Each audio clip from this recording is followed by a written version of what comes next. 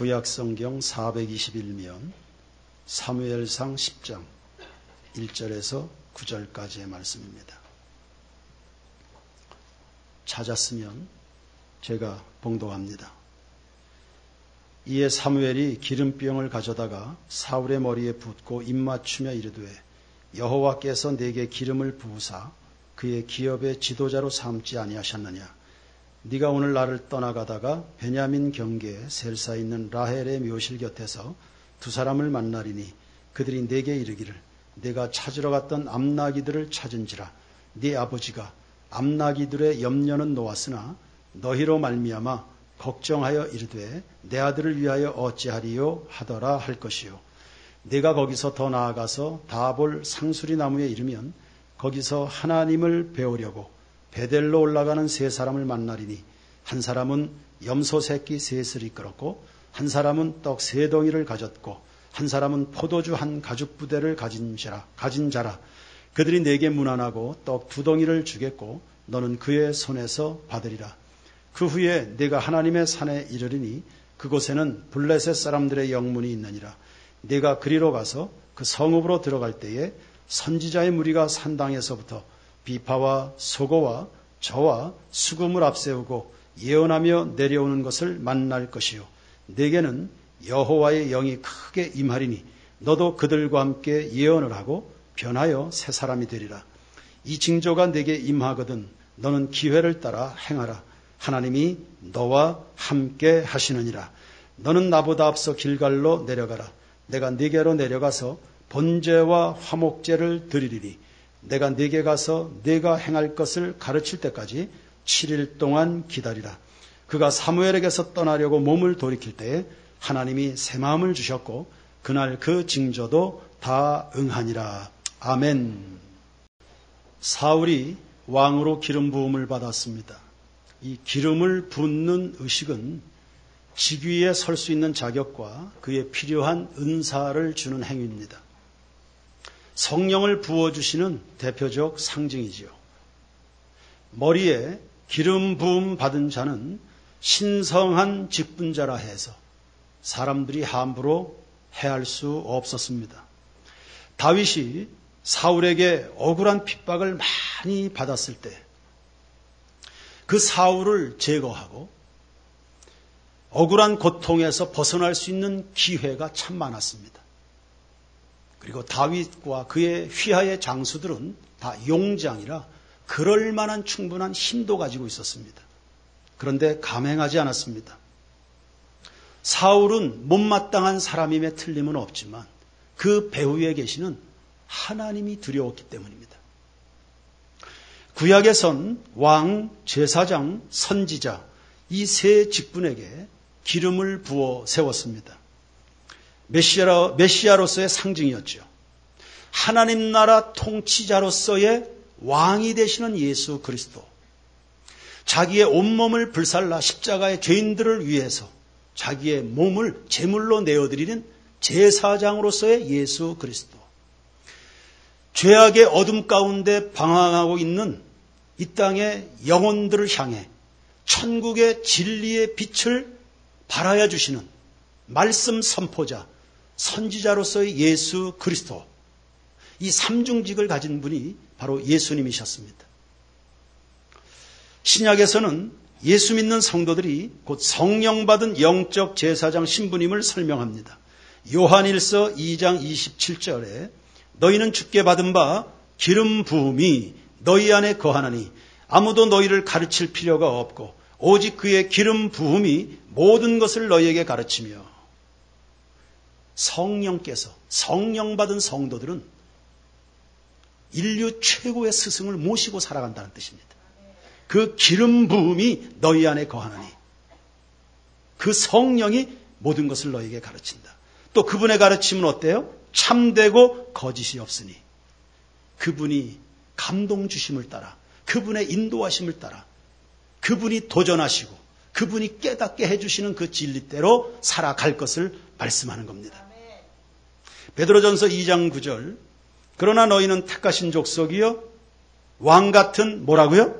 제사장들이 거룩한 나라요 그의 소유가 된 백성이니 이는 너희를 어두운 데서 불러내어 그의 기이한 빛에 들어가게 하시니 아름다운 덕을 선포하게 하려 하심이라. 예수 그리스도를 믿게 된 모든 성도들의 변화된 신분을 이와 같이 성경이 보증하고 있는 겁니다. 사울은 9장에서도 살폈지만 갑작스럽게 왕이 되었습니다. 예상한 적 없고요. 본인이 왕 한번 해보려고 오래전부터 차근차근히 준비한 적도 없습니다. 얼떨결에 지금 왕이 되고 있습니다. 어느 조그만 동네에 이장 노릇하라는 것이 아닙니다. 한 국가의 왕이 되라. 전혀 준비되지 못한 사람에게 덜컥 왕이 되라. 이 얼마나 부담스럽습니까? 겁도 났을 것이고요. 이게 꿈이냐 생시냐 긴가민가하는 의심의 마음이 많이 있어서 사무엘 선지자가 아무리 말을 해도 쉽게 순응하거나 결단하거나 헌신할 이런 상태가 아닙니다.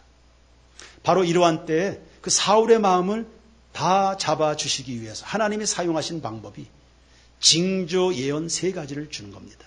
앞으로 오늘 네가 나와 이별하고 나서 3가지의 만남을 경험하게 될 텐데 이것을 통해서 하나님이 너를 왕으로 세우시려고 하는 그분의 의지가 확실하다는 것을 확인하면 좋겠다. 이렇게 해서 징조 예언 3가지를 전달했습니다. 2절을 보시면 첫 번째 징조 예언입니다. 길을 가다가 두 사람을 만나게 될 텐데 잃었던 암나귀를 네 아버지가 찾았다고 알려주게 되리라는 예언입니다. 3절과 4절 두 번째 징조 예언입니다. 베델로 하나님을 뵈러 올라간다. 하나님을 뵈러 올라간다. 무슨 뜻이죠? 하나님께 예배하기 위해서 제물을 준비해서 올라가는 3사람을 만나게 될 텐데 그 사람들이 떡덩이를 너에게 주리라. 세 번째 5절과 6절입니다. 선지자의 무리를 만나게 될 거다. 그들은 노래하는 선지자들인데 그 선지자들을 만나게 될 때 여호와의 영이 너에게 임하여 새 사람이 될 것이다. 이런 3가지 종류의 예언이었습니다. 하나님이 예언을 미리 우리에게 던지는 목적은 명확합니다. 예언이 성취되는 것을 체험할 때 이거 실제 상황이구나. 하나님은 진실하신 분이구나. 하나님의 말씀은 1.1획도 틀리는 법이 없구나. 나 사울을 왕으로 세우시는 그분의 뜻이 명확하구나. 그렇다면 피해갈 수 없는 부르심이겠다. 하나님이 나 같은 것을 왕으로 세우신다. 뜻이 있고 계획이 있으시겠지. 감사함으로 순종해야지. 겸손에게 충성해야지. 나 같은 사람 하나님이 세우셨으니 나 자신을 위해서 사는 게 아니라 하나님의 영광을 위해서 살아야지. 이런 마음들이 결단으로 나타나게 되는 계기가 됐을 겁니다.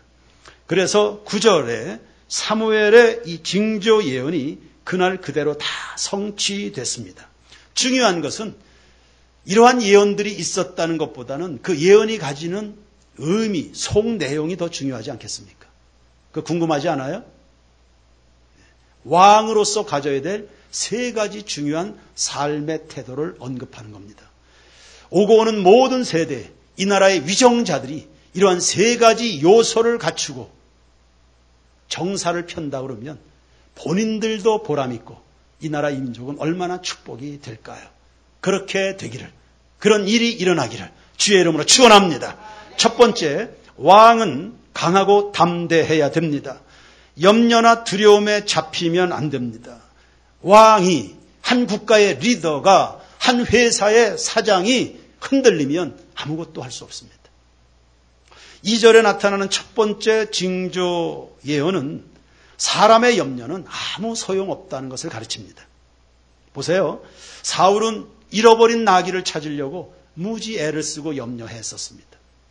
그 아들 보내놓고 아버지도 염려했습니다. 그런데 사울의 염려와 상관없이 나귀를 찾았어요. 본인이 염려해서 찾은 게 아닙니다. 고생해서 이룬 게 아니고 하나님의 은혜로 찾은 게. 아버지는 아들을 염려했죠. 그런데 그 아들은 왕이 돼서 돌아온 겁니다. 염려했던 나귀 은혜로 찾았고요. 염려했던 내보낸 그 아들은 왕이 돼서 돌아왔습니다. 이런 수지가 어디 있어요? 하나님은 우리의 삶을 내 생각 이상으로 좋게 해주시기를 기뻐하시는 그런 분이신 것을 믿습니다. 그러니 염려로 살지 말고요. 믿고 감사하고 기도로 살아가십시오. 고린도전서 10장 13절입니다. 하나님은 우리 앞에 감당할 수 없는 시험을 허락하시는 법은 없다는 확신입니다. 두 번째, 마태복음 6장 32절입니다. 하나님은 오늘 나에게 무엇이 필요한지를 알고 계시다는 확신입니다. 알고 계실 뿐만 아니라 필요한 그것들을 얼마든지 공급해 주시는 분이시라는 믿음입니다. 어제 우동건 집사님이 목사님, 혁신도시 예배당 그 벽돌 색깔이 아주 아름다워요. 본인도 그렇게 생각하고 주변에 있는 사람들이 많이들 그렇게 말한다는 거예요. 감사하죠. 그런데요, 그렇게 되기까지 우여곡절이 많았습니다. 본래 우리 예배당 건물을 마지막으로 치장하는 벽돌, 본래 저희들에게 샘플이 있었습니다. 저는 벽돌쟁이는 아니지만 그동안 살면서 주변에서 봤던 그 많은 건물들에 입혀져 있는 벽돌들. 근데 제시된 그 벽돌의 샘플이요, 한 번도 본 적이 없는 그런 벽돌이었습니다. 정말 마음에 들었습니다. 제 마음에도 설계사 눈에도 건축을 책임지는 그 책임자 눈에도 정말 마음에 드는 벽돌의 샘플이었습니다. 그래서 주저없이 주문을 했죠. 근데 공장에서 만들어서 올려보낸 벽돌을 보니까 그 샘플의 색상이 아니었어요. 그래서 이 일을 제기하고, 왜 이 벽돌, 우리 샘플하고 다르냐. 그런데 이 벽돌, 샘플의 그 벽돌의 색상을 못 만들어내는 거예요. 무려 경상남도 산청에 있는 벽돌 공장에 3번이나 내려갔습니다.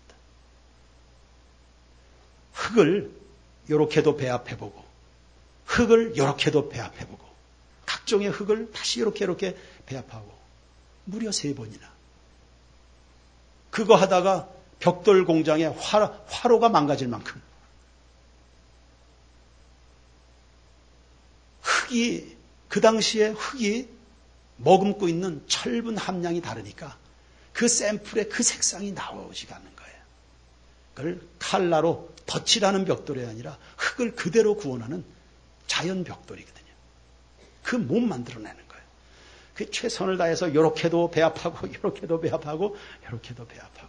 근데 그 색상이 안 나오는 겁니다. 그 바람에 공정은 늦어졌죠. 벽돌 쌓아가는 공정을 스톱시켰으니까. 안 되니까요. 안 되는데 어떡하겠어요. 그 벽돌을 못 만들어내는데. 그랬을 때 하나님이 제 마음에 주신 감동이 있었습니다. 우리의 형편을 아시는 주님이 모든 것을 합력하여 선을 이루시겠다는 마음이었습니다. 그 마음이 제 자리에 자리하면서부터 그 벽돌 샘플에 대한 집착이나 염려를 내려놓게 된 것입니다. 삶의 문제가 사라져서 염려가 사라지는 게 아니라 우리의 삶을 좋게 이끌어 가시는 그 선하신 하나님의 은혜 장중 안에 내 인생이 놓여져 있다는 믿음이 염려와 집착에서부터 자유하게 한다는 사실을 알게 되는 것입니다. 예, 맞아요. 제가 봐도 벽돌이 아름다워요.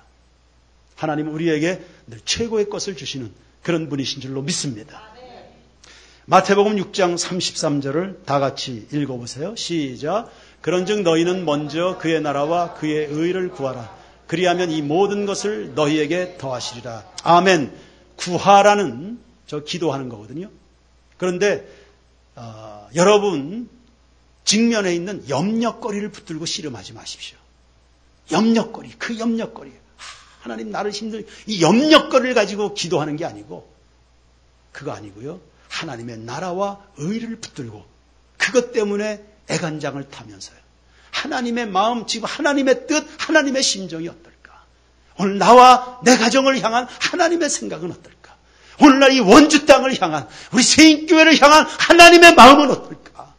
그걸 붙들고 기도하는 겁니다.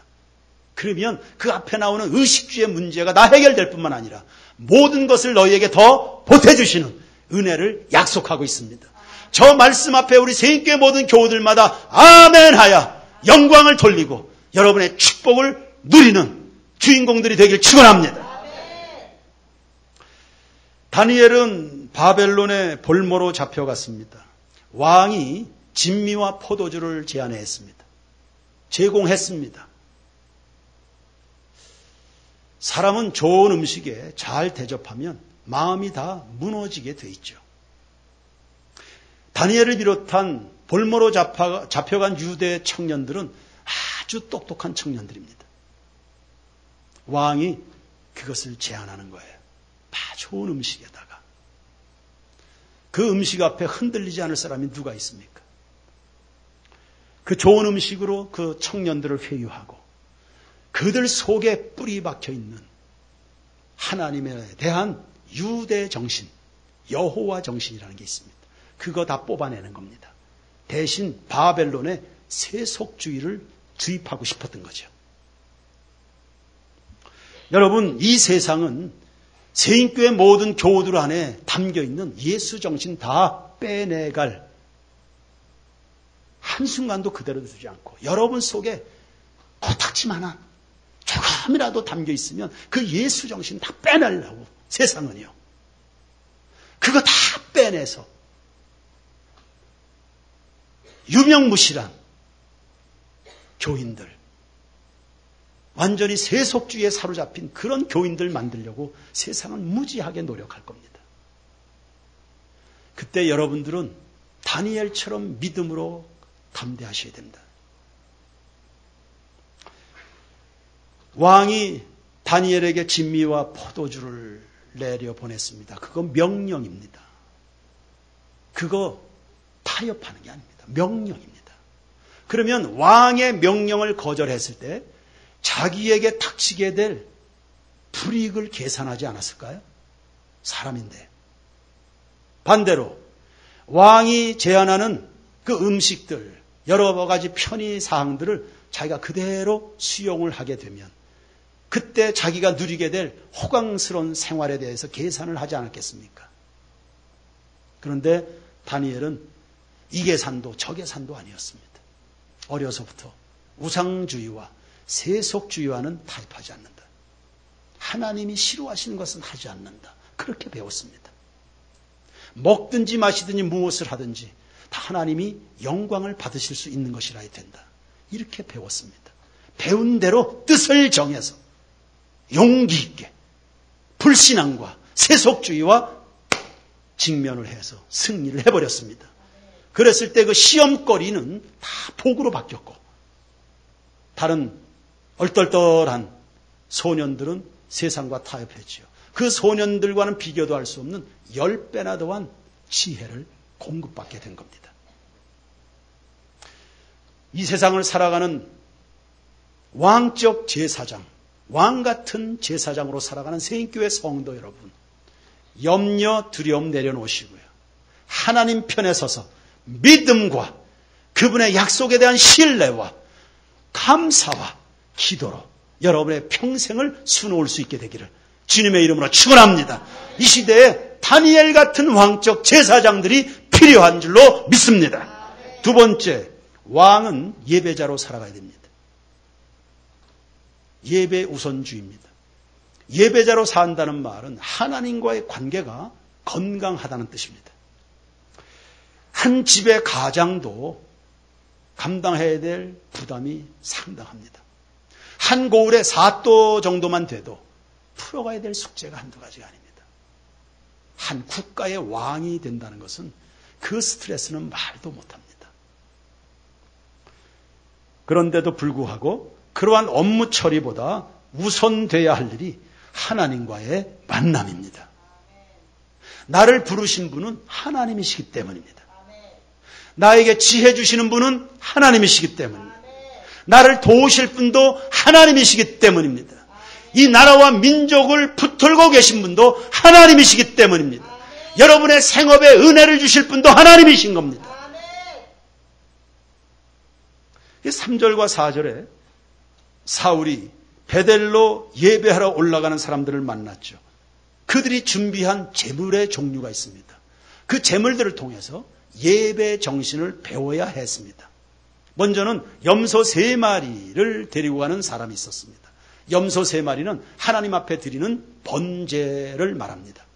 번제의 정신은 감사입니다. 나 같은 죄인 살리신, 응답받아서 문제 해결받아서 도와주셔서 애들이 잘 돼서 감사 이전에 나 같은 것 사랑해 주셔서 구원해 주셔서 복을 주셔서 하늘 백성이 되게 해 주셔서 모든 죄 씻어 주셔서 영원한 소망 있는 하늘나라 백성 삼아 주신 것 감사. 그의 제물에는 하나님의 그 은혜, 그 사랑, 신약적으로 하면 그리스도의 십자가 보혈이 담겨 있는 그 보혈 앞에 감사하는 그 감사의 제물이 거기에 담겨 있는 겁니다. 두 번째는 떡 3덩이. 떡이 만들어지려고 그러면 곡식이 으깨져야 됩니다. 다 부서져서 가루가 돼야 됩니다. 이것은 소제입니다. 제사의 종류 중에 소제라는 곡식 제사입니다. 이건 순종의 의미가 있습니다. 네, 순종은 누가 합니까? 자아가 부서진 사람이 하는 겁니다. 자기 고집이 여전히 살아있는 사람은 순종 못합니다. 순종하지 않으면 기적을 보지 못합니다. 순종하지 않으면 하나님의 얼굴을 볼 수가 없습니다. 하나님이 살아계신 것, 그분의 위대하심 눈에 보이지 않습니다. 하나님이 말씀을 주시면 아멘하야 순종한다. 은혜 받고 위로받아서 새 인생을 좀 살고 싶어서 예배 아니요. 하나님이 오늘도 설교로 말씀을 통해서 나에게 말씀을 주실 텐데 그 말씀에 순종할 겁니다. 이런 마음이 예배 정신입니다. 3번째, 포도주를 들고 가는 사람이 있습니다. 포도주는 제사 종류 중에 제일 마지막에 드리는 제사입니다. 전제라는 제사입니다. 곡식 제사든 짐승 제사든 하나님 앞에 올려드립니다. 제일 나중에 포도주를 붓습니다. 그 향기로움을 하나님이 흠양하시는 거거든요. 이것은 헌신을 이야기합니다. 바울이 디모데후서 4장에서 성도들에게 그렇게 권면하고 자기의 마음을 피력합니다. 너희들이 예수만 잘 믿을 수 있다면 내가 너희들을 위해서 전제와 같이 희생당해도 좋다. 난 그것으로 기쁨으로 알겠다. 이런 마음입니다. 하나님 앞에 우리의 전심을 올려드린다는 전심의 헌신. 사랑하는 성도 여러분, 하나님 전심으로 예배하기를 축원합니다. 하나님 전심으로 사랑하기를 원합니다. 전심으로 찬양하기를 원합니다. 저도 전심으로 설교할게요. 전심으로 봉사하시고요. 전심으로 예물 하나님 앞에 드리고 전심으로 복음을 전하시고요. 전제, 포도주의 예배입니다. 그러니까 주일날 하나님 앞에 예배 드리러 올 때마다 여러분이 이런 예배 정신으로 나오는 거예요. 이런 정신이 있기에 요즘 같은 시대에도 주일을 성수하는 겁니다. 이 정신이 있기 때문에요. 이 정신이 무너지면 예배가 있겠습니까?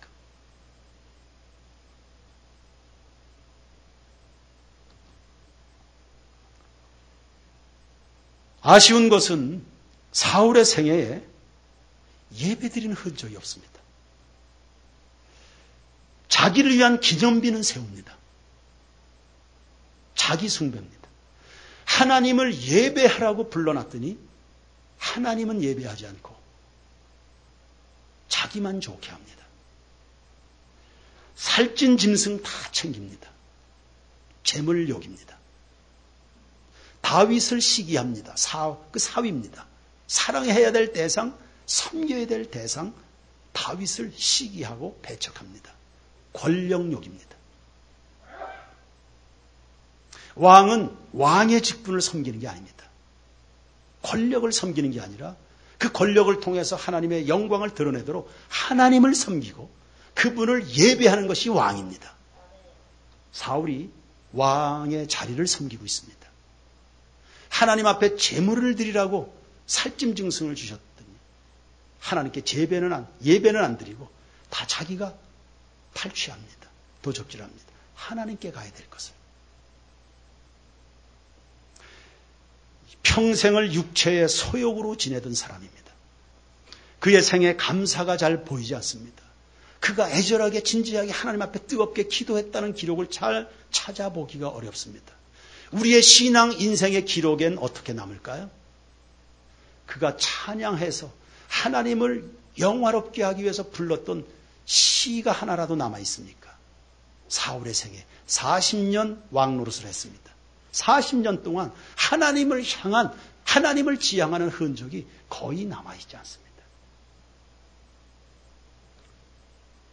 아쉬울 때, 자기가 죽게 생겼을 때, 왕에서 쫓겨나야 되는 위기를 당하게 되니까 그때 비로소 사무엘을 붙들고는 한 번만 더 기회를 달라고, 한 번만 나에게 복을 달라고 그냥 하소연하는 장면 하나 남아 있습니다. 그에 반해서 다윗은 전 생애가 예배입니다. 전 세계가 감사고 전 생애가 다 찬송으로 가득합니다. 오늘날 남아있는 시편 기록의 절반 이상이 다 다윗이 만든, 다윗이 불렀던, 다윗 하나님을 기뻐했던 그의 마음, 그의 중심이 다 담겨 있습니다. 시를 쓰면 하나님을 송축하는 시를, 노래를 부르며 하나님을 찬양하는 노래, 하나님의 은혜가 생각나면 하루 7번씩도 찬송하고, 시편 55편 17절에는 하루 3번씩 하나님 앞에 보좌 앞으로 나가서 하나님을 갈망하는 그런 다윗이었어요. 자기 혼자 예배하나요? 아니요. 모든 백성들에게 하나님을 향해라. 하나님께 예배해야 된다. 죽을 때 유언을 아들에게 남길 때도 그저 너 하나님 예배자로 살아야 된다. 예배자로 살아야 된다. 찬양대를 꾸려도 스케일이 달라요. 4,000명이 4,000명. 찬양대만 4,000명.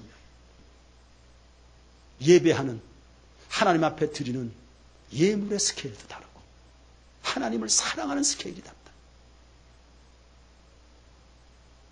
요한복음 4장 23절 다 같이 시작. 아버지께 참되게 예배하는 자들은 영과 진리로 예배할 때가 오나니 곧 이때라. 아버지께서는 자기에게 이렇게 예배하는 자들을 찾으시니라. 누굴 찾으신다고요? 사람들은 오늘도 삶의 문제를 어떻게 하면 돌파할까, 해결할까, 이 방법인가, 저런 방법인가, 이런 수단인가, 여러분들은 그런 것들을 찾죠.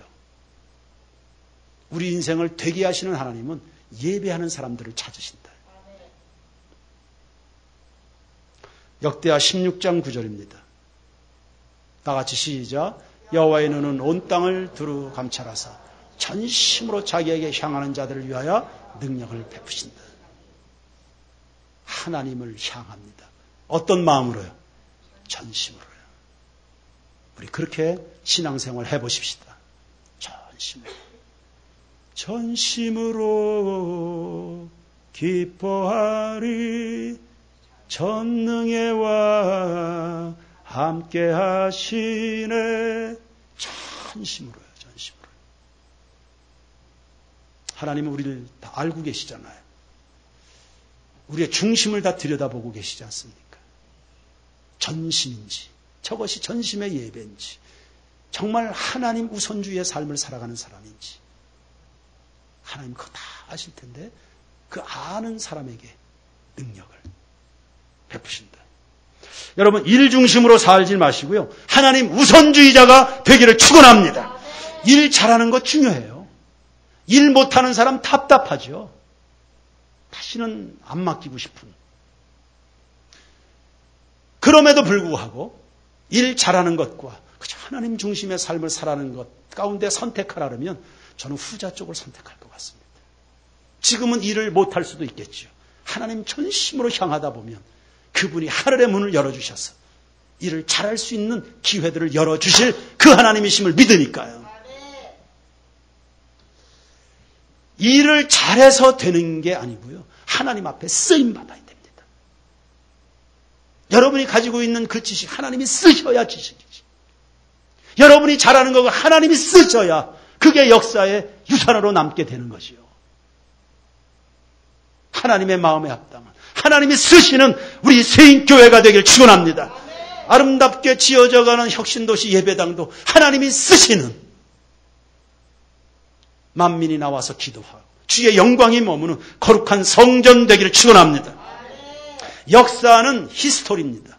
His story, 그분의 이야기라는 뜻입니다. 역사는 하나님이 써내려 가시는 그분의 이야기입니다. 역사에서 하나님을 느낄 수 있어야 됩니다. 지나간 약 8개월의 인생 가운데 하나님이 하신 일들을 볼 수 있어야 됩니다. 그걸 봤어야 합니다. 그걸 느껴야 됩니다. 그래서 우리가 1년 365일을 삽니까? 매일 찬송하고 기뻐하고 감사할 수 있는 그런 성도들의 수준은 돼야 우리 세인교회 성도들, 명실상부한 세인교회 교우들이 될 줄로 믿습니다.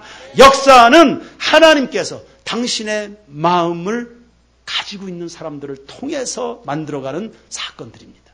그게 역사입니다. 세인교회 역사는 누가 써나가라 할까?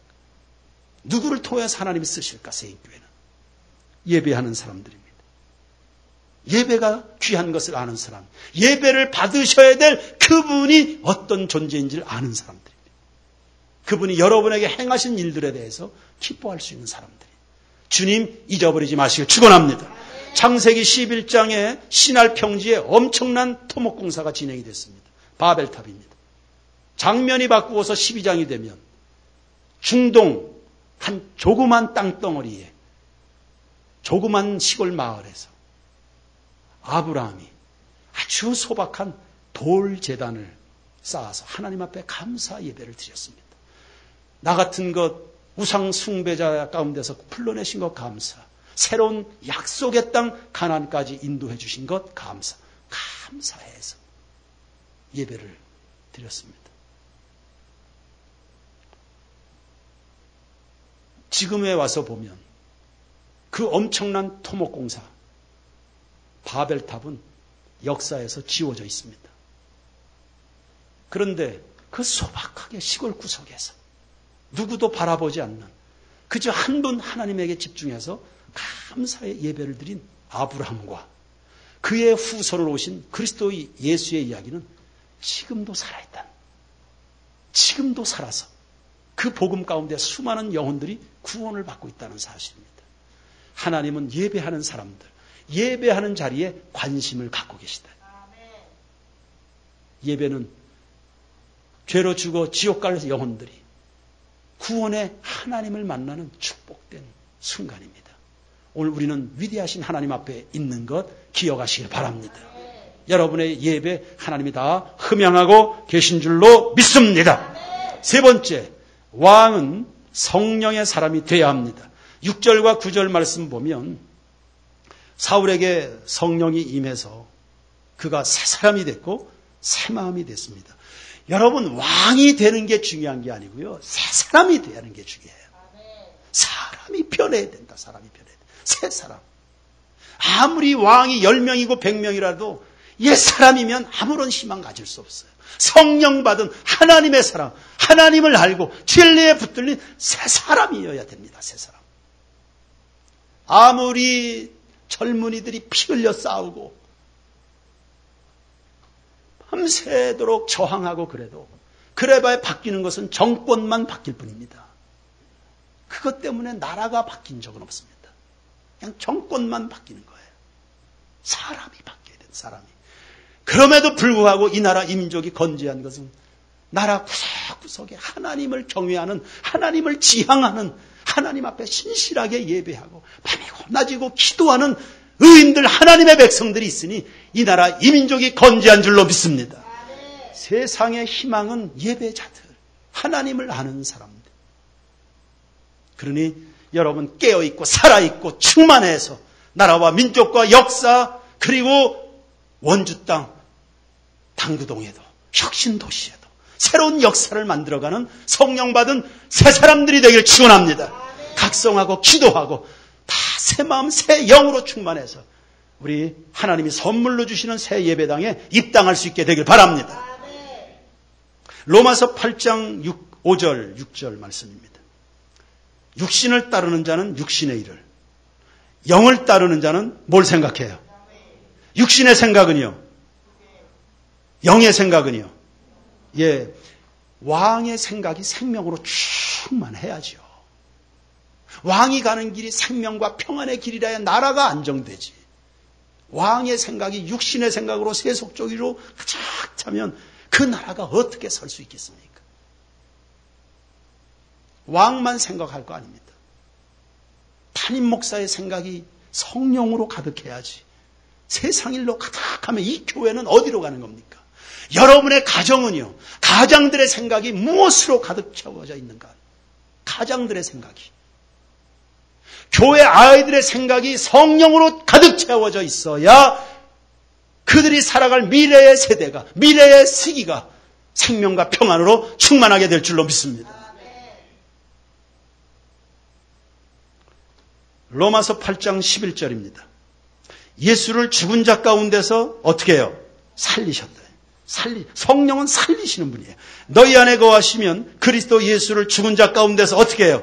살리시니가 너희 안에 거하시는 그의 영으로 말미암아 너희 죽을 몸도 어떻게 해요? 성령은요, 살리고. 성령의 바람이 불면 죽은 도시도 살아나는 것입니다. 성령의 바람이 불면 죽어있는 나라도 일어나게 되는 겁니다.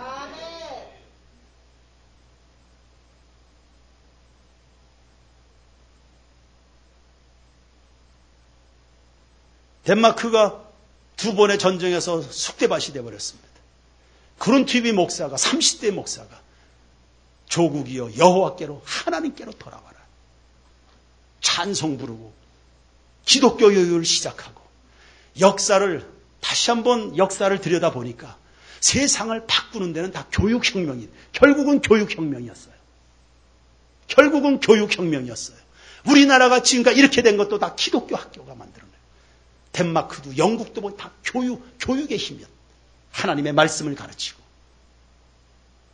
성령이 임하면 다 살아나는 거예요. 죽은 마을도 살아나고 죽은 도시도 살아나고 죽은 교회도 다 살아 일어나고 에스겔 골짜기에 마른 뼈다귀가 널브러져 있습니다. 말씀 선포할 때 성령이 임하시니까 그 마른 뼈다귀들이 다 살아나 군대를 이루었다. 성령의 바람이 부는 그곳에 가정도 살고 영혼도 살고 민족도 살고 건강도 살아나는 사람의 심령이 강하면 그 병도 능히 치유된다 했습니다. 로마서 8장 26절입니다. 이와 같이 성령도 우리의 연약함을 어떻게 해요? 뭘 도우세요? 연약함으로 인하여 포기하지 마십시오. 그 연약함을 주님께 드리면 하나님이 도우셔서 연약함이 간증거리가 되는 겁니다. 연약하다고 부족하다고 없다고 모자르다고 울지 마시고요.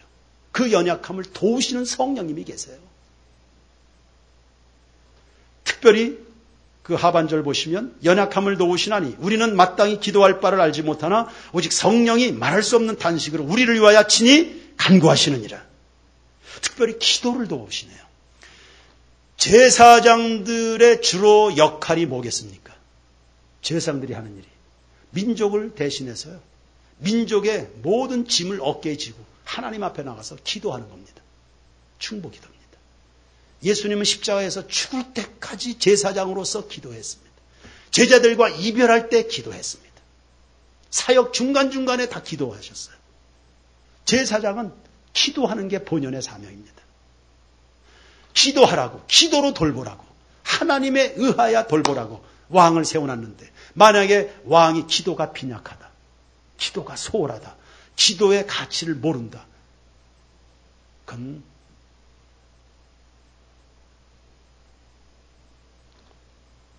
사명 감당 못합니다. 기도가 꺼져 있거나 죽은 교회는 아무것도 못합니다. 기도할 줄 모르는 교인들이 세상에서 할 수 있는 일은 아무것도 없습니다.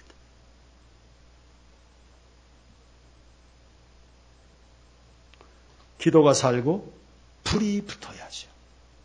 그래서 그 기도를 충만하게 잘할 수 있도록 하나님께서 성도들에게 부어주시는 은사가 있습니다. 그게 바로 방언입니다.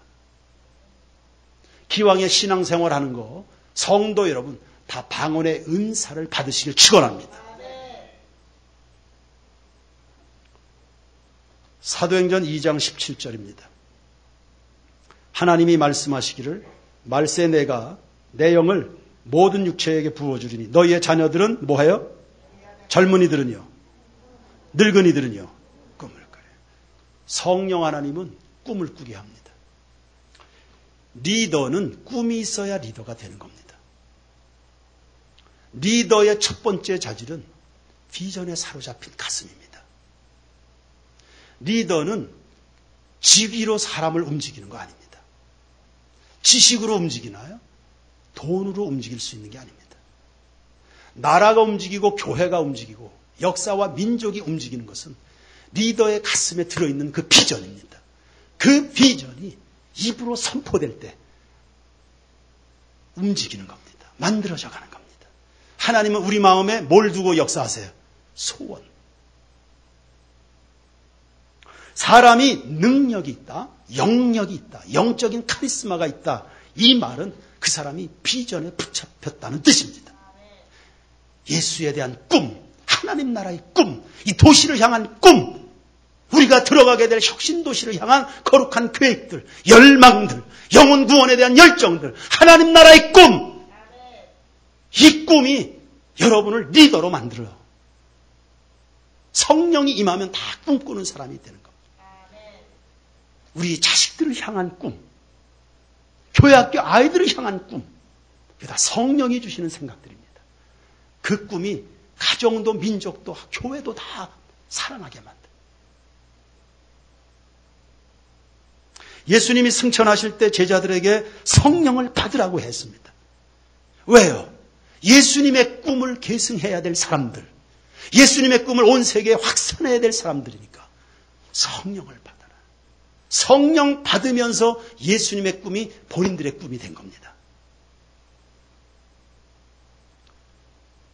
하나님이 쓰시는 사람들은 다 성령의 기름 부어서 쓰셨습니다. 다 꿈꾸는 사람들입니다. 의식주에 매달려 있는 사람들이 아닙니다. 의식주는 여러분 가슴에 불타는 꿈이 있을 때 그 꿈을 따라 의식주가 공급이 되는 겁니다.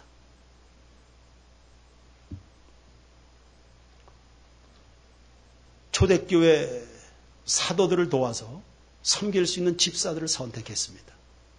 성령 충만한 사람들을 뽑은 겁니다. 성령 충만한 사람이 예수님의 동역자가 될 수 있습니다.